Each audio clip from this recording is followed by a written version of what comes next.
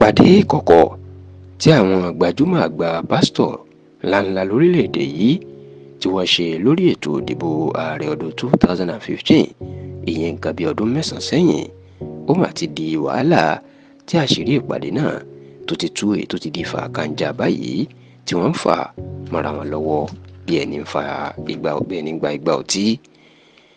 Ǹjẹ́ kí ló bú awuyewuye tí nǹkan tó ti ṣẹlẹ̀ láti bí ọdún mẹ́sàn-án tó tún fi di tí wọ́n ń sọ̀rọ̀ nípa ẹ̀ ní ọdún 2024 tó fi di ìtànṣẹ́ ń sọ nípa ẹ̀ kí ló bí? Ó ní ìwé tí agbẹnusọ ààrẹ àná ajagunfẹ̀yìntì Muhammadu Buhari yan ọ̀gbẹ́ni Fẹ́mi Adésínà èyí tó mà kọ tí ó ṣe ìfilọ́lẹ̀ ní ìlú Àbújá ní àìpẹ́ yìí. Nínú ìwé náà ìní Fẹ́mi Adésínà máa ti tú àṣírí àwọn gbajúmọ̀ pásítọ̀ lórílẹ̀‐èdè yìí ó ní lásìkò tí ètò ìdìbò ọdún 2015 bọ̀ ó lọ́pọ̀ àwọn gbajúmọ̀ pásítọ̀ Nàìjíríà iná máa kórìíra Buhari ọ̀gá òun tí wọn kò fẹ́ kó wọlé. Ó ní lásìkò tí ètò ìdìbò náà kù díẹ̀ ọ̀pọ̀ èèyàn ní kò máa ṣeré ńlá kan tó ṣẹlẹ̀ ó ní níṣe ni gbajúmọ̀ pásítọ̀ ní tó jẹ́ alákòóso àgbà ìjọ The Redeemed Christian Church of God pásítọ̀ Enoch Adéjàre Adébóyè inú pé ìpàdé àwọn gbajúmọ̀ pásítọ̀ ní Nàìjíríà sí ilé ìpàgọ́ ìjọ Redeem tó wà ní agbègbè Mòwe ní ìjọba ìbílẹ̀ Ọbáfẹ́mi Òwòdé ní ìpínlẹ̀ Ògùn ìyẹn lójú ọ̀nà márosẹ̀ Èkó sí Ìbàdàn.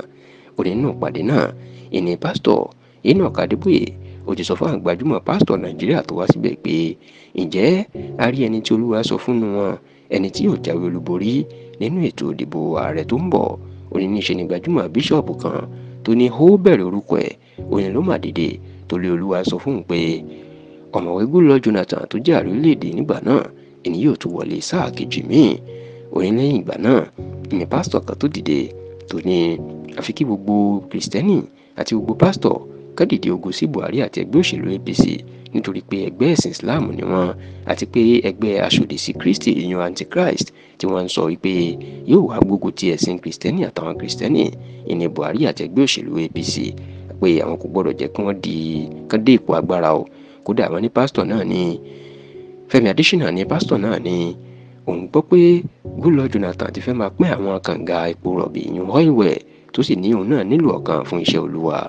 Fẹ́mi Adésínà ní nínú ìpàdé náà láti ìgbà náà làwọn pásítọ̀ Nàìjíríà tó jẹ́ gbajúmọ̀ ni wọ́n ti ń ṣiṣẹ́ tako Buhari oníyàtọ̀ sí olùdásílẹ̀ ìjọ Deeper Life Christian Church pásítọ̀ William Fọlọ́runṣọ́ Kúmóyè àti pásítọ̀ Chris Okotie tí kò bá wọn darapọ̀ mọ́ ìgbìmọ̀ ọ̀tẹ̀ náà.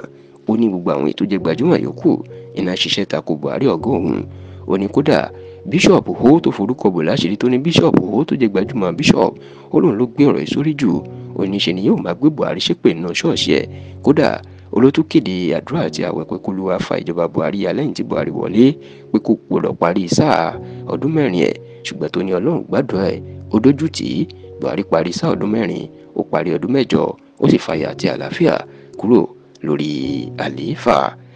Gbàrà tí ìwé Fẹ́mi Adésínà jẹ́ síta táwọn èèyàn ti ń sọ̀rọ̀ nípa ìṣẹ̀lẹ̀ náà ó ní gbajúmọ̀ pásítọ̀ kan tó náà wà nínú ìpàdé náà èyún ẹni torúkọ ẹ̀ ń jẹ́ bíṣọ̀bù Charles Igele. Bàbá yìí ni olùdásílẹ̀ ìjọ Holy Spirit Mission Church táwọn èèyàn tún máa ń pè ní Happy Family Chapel. Nígbà tí bíṣọ̀bù Charles Igele tó ń sọ̀rọ̀ lórí ìwé Fẹ́mi Adésínà tó ṣẹ̀ṣẹ̀ jáde ibi tó ti tú àṣírí ńlá yìí ni ló ti ní ọ̀rọ̀ kò rí bí Fẹ́mi Adésínà ti sọ yẹn o.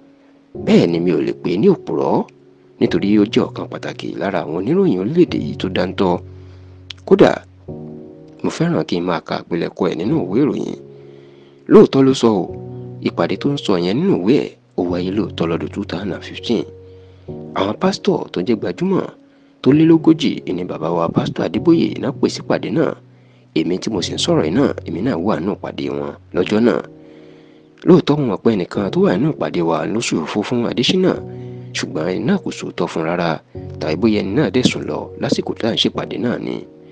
Pásítọ̀ Adébóyè sọ lọ́jọ́ náà pé kẹ́nikẹ́ni sọ àsọtẹ́lẹ̀ lórí ẹni tí ó jáwé olúborí inú ètò ìdìbò tó ń bọ̀ o. Bẹ́ẹ̀ ni bíṣọ̀bù Ho ti Fẹ́mi Adésínà ń sọ kò sọ pé Ọlọ́run sọ fún òun pé Jonathan ni yóò wọlé. Bákan náà lára irọ́ tó tún wà nù tí Fẹ́mi Adésínà kọ ni pé pásítọ̀ kan kò sọ pé òun nílò kànga epo rọ̀bì fún iṣẹ́ Olúwa o. Báwo ni pásítọ̀ yóò tiẹ̀ ṣe máa sọrú ọ̀rọ̀ bẹ́ẹ̀ láàrin àwọn gbajúmọ̀ pásítọ̀? Èyí tí Fẹ́mi Adésínà tó sọ wípé Ọ̀ṣínbàjò òun náà gbọ́ àṣírí nípa àpàdé yìí ó sáré wá síbi ìpàdé náà. Lóòótọ́ ni Ọ̀ṣínbàjò wá lóòótọ́, ṣùgbọ́n wọn ò jẹ́ kó sọ̀rọ̀ rárá. Kódà àgbàláyè kó wọnú ìpàdé wa nítorí pé ó jẹ́ olùdíje pẹ̀lú Buhari nínú ètò ìdìbò náà.